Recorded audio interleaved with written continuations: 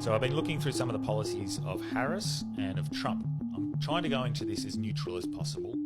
I self-admittedly lean towards Donald Trump because I'm anti-war, but I really do think approaching these situations in a neutral way is what is needed. But it's very hard to come at it from a neutral perspective when the DNC keep giving us reasons to not trust them.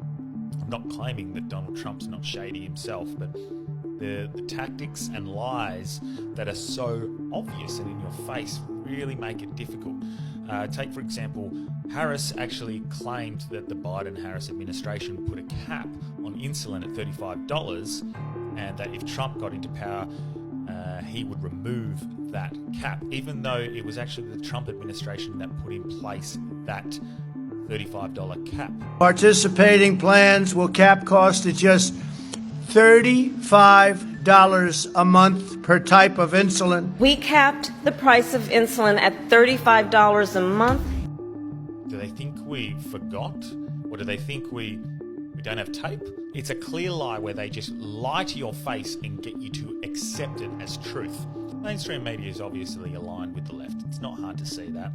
They very obviously leaned towards a side. So the same policy that both Kamala Harris and Donald Trump have are worded completely differently on the headlines of the CBS News. So for example, former President Donald Trump's vow to stop taxing tips would cost federal government up to $250 billion over 10 years, according to a non-partisan watchdog group.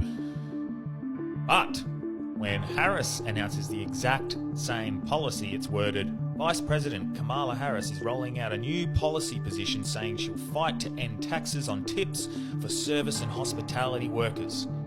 It's the same policy with a different headline. If you need any more evidence that the media has been bought out by the DNC, we only look towards Meta and Zuckerberg's recent admission that he was pressured by the Biden administration to censor information about Hunter Biden, laptop, their dealings with Burisma and COVID. The Biden administration actively seeks to suppress and censor anything that speaks against their values and their agenda. It's as simple as that. So the reason I am 100% certain that the world needs the Trump administration, with the addition of Robert Kennedy Jr. and Tulsi Gabbard in the transition process, and hopeful that they're going to have positions of power within that system, it has to be a Trump win. And this is from an onlooker, a non-voter. I know if America sneezes, the world catches a cold. And if the Harris administration wins this election, it's not because people are dumb, it's because they've been lied to and haven't seen the information.